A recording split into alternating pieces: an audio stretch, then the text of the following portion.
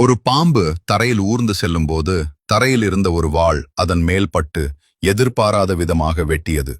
உடனே ஆத்திரமடைந்த பாம்பு வாளை நோக்கி திரும்பி அதை பலமாக கடித்தது. ஆனால் அதற்கு பதிலாக வாளின் கூர்மையான பற்கள் பாம்பின் வாயை கிழித்து இரத்தம் வெளியேறியது. வலியால் துடித்த அந்த பாம்பு ஏதோ ஒரு பெரிய எதிரி தன்னை தாக்குவதாக நினைத்து கடும் கோபமும் கொண்டது. தன் முழு பலத்தையும் திரட்டி அந்த வாளைச் சுற்றி இருக்கத் தொடங்கியது. அந்த எதிரியை மூச்சு திணறச் செய்து கொல்ல நினைத்தது.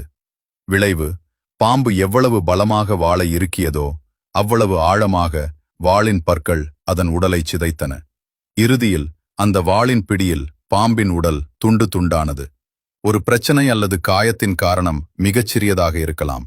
ஆனால் அதன் பிறகு நீங்கள் காட்டும் அதீத உணர்ச்சிபூர்வமான எதிர்வினைதான் பேரழிவுக்கு வழிவகுக்கும். அந்த பாம்பு எதனால் இறந்தது என்று தெரியாமலேயே உயிர் விட்டது. உண்மையில் அந்த அசையாத வாள் அதை கொல்லவில்லை. பாம்பின் கட்டுப்படுத்த முடியாத ஆத்திரமே அதை கொன்றது. வாழ்க்கையில் மற்றவர்களை மன்னிப்பது பெரிய விஷயமல்ல. தன்னைத்தானே காயப்படுத்திக் கொள்ளும் அளவுக்கு இருக்கும் தன்னைத்தான் கட்டுப்படுத்த கற்றுக்கொள்வதுதான் மிகவும் கடினமான மற்றும் அவசியமான விஷயம்.